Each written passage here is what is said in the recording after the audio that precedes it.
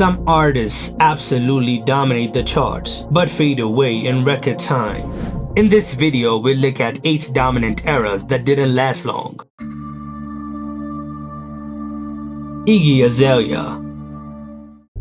Iggy Azalea's rise to mainstream stardom was meteoric. The Australian rapper made waves in the early 2010s and got her breakthrough with the single Fancy featuring Charli XCX. Released in 2014, the song became an instant smash, topping the Billboard Hot 100 for 7 consecutive weeks, making Iggy the first female rapper to achieve this since Lauryn Hill in 1998. At the same time, she was featured on Ariana Grande's Problem, which peaked at number 2 on the Billboard Hot 100, making her only the second act in history, after the Beatles, to occupy the top 2 spots of the Billboard Hot 100 simultaneously. Her debut studio album, The New Classic, was a commercial success, spawning other hits like Black Widow with Rita Ora and Work, further solidifying her status as a dominant force in pop and hip-hop. Despite her dominant era, Iggy's reign was short-lived due to a mix of industry backlash, controversies, and a declining musical relevance. Critics often questioned her authenticity as a white Australian girl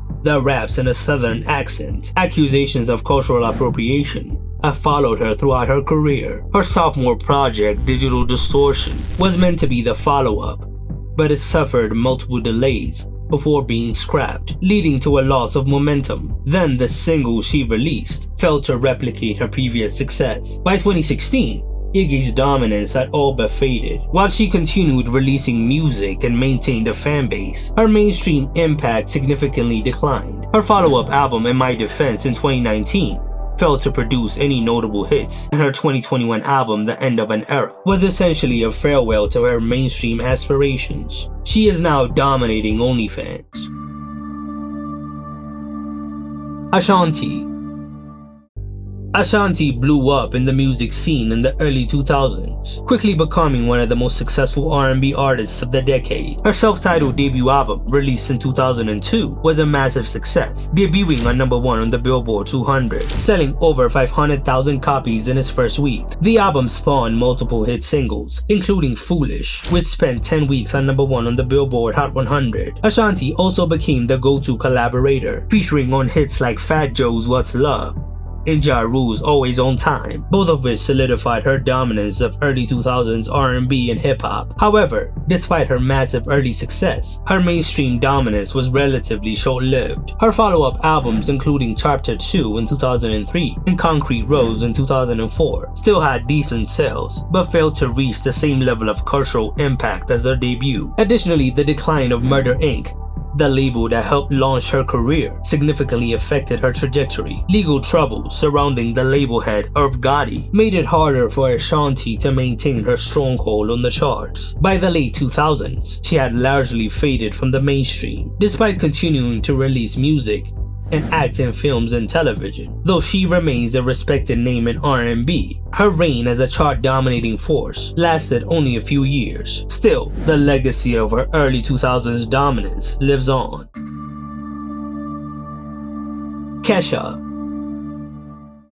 Few artists have dominated the charts as quickly as Kesha did in the early 2010s. Bursting onto the scene with TikTok at the end of 2009, she became an instant pop superstar. The song spent 9 weeks at the top of the Billboard Hot 100 and ended 2010 as the biggest song of the year. Her debut album, Animal, was packed with party anthems like Your Love Is My Drug and Take It Off, further cementing her image as the ultimate wild party girl of pop. With her signature auto-tune vocals, electropop production, and rebellious attitude, Kesha quickly became one of the defining artists of the early 2010s. Her dominance continued with her 2012 album Warrior, which spawned another global smash, Die Young, peaking at number 2 on the Billboard Hot 100. Other singles like Come On and Crazy Kids followed, though they didn't reach the same heights. At her peak, Kesha was unstoppable, collaborating with artists like Pitbull for Timber, which also became a number 1 hit, and writing songs for other stars. Her party pop persona, filled with glitter and heavy electronic beats, was everywhere. However,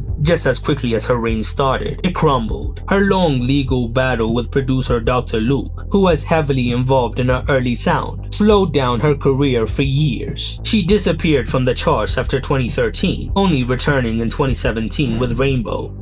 a completely different artistic direction, addressing what she was going through with the lawsuit. While she reinvented herself successfully, the era of Kesha as the queen of party pop was over. She finally moved on from all the drama, as she is now independent and in the midst of a new era.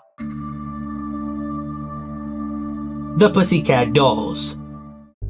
The Pussycat Dolls exploded onto the pop scene in 2005 with their debut album PCD, which featured massive hits like Don't Ya, Buttons, and Stick With You. The group, led by lead vocalist Nicole Scherzinger, became an international sensation, blending sexy pop, R&B, and burlesque-inspired performances. Their success extended beyond music, with an image-driven brand that included everything from a reality show to a lingerie line, making them one of the biggest girl groups of the mid-2000s. Despite their rapid rise to fame, the group's era of dominance was short-lived. Their sophomore album, Doll Domination in 2008, contained hits like When I Grow Up and I Hate This Part, but internal conflicts and a lack of group cohesion led to their downfall. Nicole Scherzinger was positioned as a clear frontwoman, leading to tensions with the group members, who felt sidelined. By 2010, the group had broken up, with Nicole pursuing a solo career, while the other members largely faded from the public eye. In 2019, they made a comeback that excited their fans, but internal issues and the COVID-19 pandemic stalled their reunion. Ultimately, the group's reign as one of the most dominant pop groups of their time lasted only a few years, but their influence can still be seen in girl groups of today. Norah Jones. Norah Jones took the world by storm in 2002 with her debut album Come Away With Me, which blended jazz, folk, and pop in a way that was both refreshing and timeless. The album was a critical and commercial juggernaut, winning 5 Grammy Awards, including Album of the Year, and selling over 27 million copies worldwide. Songs like Don't Know Why became inescapable, and her soothing, laid-back style set her apart from the more loud pop stars of the early 2000s. However, despite her huge early success, she never quite recaptured the same level of mainstream dominance. While her next albums, Feels Like Home in 2004 and Not Too Late in 2007, performed well commercially, they didn't carry the same cultural weight as her debut. The shift in pop music towards electronic and hip-hop sounds in the late 2000s further distanced her from the mainstream, as her jazz-influenced style wasn't in line with the trends of the time. Though she continues to release music and remains a respected artist, Norah's time as a chart-dominating force was relatively short, but her influence on modern singer-songwriters is huge, and Come Away With Me continues to be celebrated as one of the defining albums of the early 2000s. Cisco. In the late 1990s and early 2000s, Cisco was a pop culture phenomenon, propelled by his infectious energy, platinum blonde hair, and undeniable charisma. As the frontman of Dru Hill, he had already made a name for himself in R&B, with hits like How Deep Is Your Love. However, it was his solo career that truly catapulted him to mainstream stardom. His debut album, Unleash the Dragon, was an explosive success, led by the global smash Thong Song, a song that dominated radio, MTV, and nightclubs worldwide. The song became a defining hit of the Y2K era, peaking on number 3 on the Billboard Hot 100, earning him Grammy nominations. At the height of his fame, Cisco was everywhere, performing at major award shows, making TV appearances, and even starring in films. His follow-up single, Incomplete, showed a more vulnerable emotional side, securing him a number 1 on the Billboard Hot 100. His sophomore album, Return to the Dragon, attempted to capitalize on his momentum, but failed to replicate the success of his debut. While it contained more moderate hits like Can I Live, it was nothing like the Thong Song phenomenon. After his second album, Cisco stepped away from the limelight. His third album, Last Dragon, came in 2015, more than 15 years after his initial breakthrough. Though he still tours and occasionally resurfaced in nostalgic throwback concerts, his dominance in pop culture was short-lived. MC Hammer. MC Hammer was a cultural force in the early 1990s, redefining rap with his flashy dance move and a pop-friendly sound. His 1990 album, Please Hammer, Don't Hurt 'Em, was a blockbuster, selling over 10 million copies in the US alone. The album's lead single, You Can't Touch This, became a global sensation with its infectious Rick James sample and those hammer pants, making it one of the most recognizable songs in music history. He followed that up with Pray, another major hit that kept him at the top of the charts and helped the album become one of the first hip-hop albums to be certified diamond. Hammer's success extended beyond music. He was one of the first rappers to fully embrace commercial endorsements, appearing in ads for Pepsi. His extravagant lifestyle, complete with a 200-person entourage and custom-made dance outfits, became legendary. But the reckless spending caught up with him. He attempted to sustain his momentum with 1991's Too Legit to Quit, which spawned another hit with his title track, but despite solid sales, didn't match his previous album. By 1994,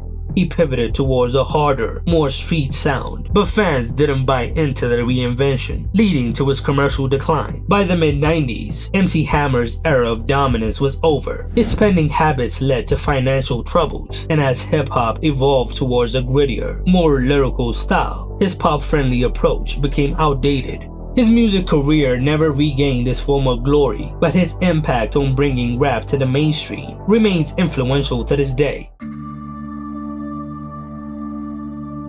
Fetty Wap. In 2015, Fetty Wap was unavoidable. The New Jersey rapper burst onto the scene with his debut single Trap Queen, which became an anthem, peaking at number 2 on the Billboard Hot 100 and cementing him as a star. The success didn't stop there.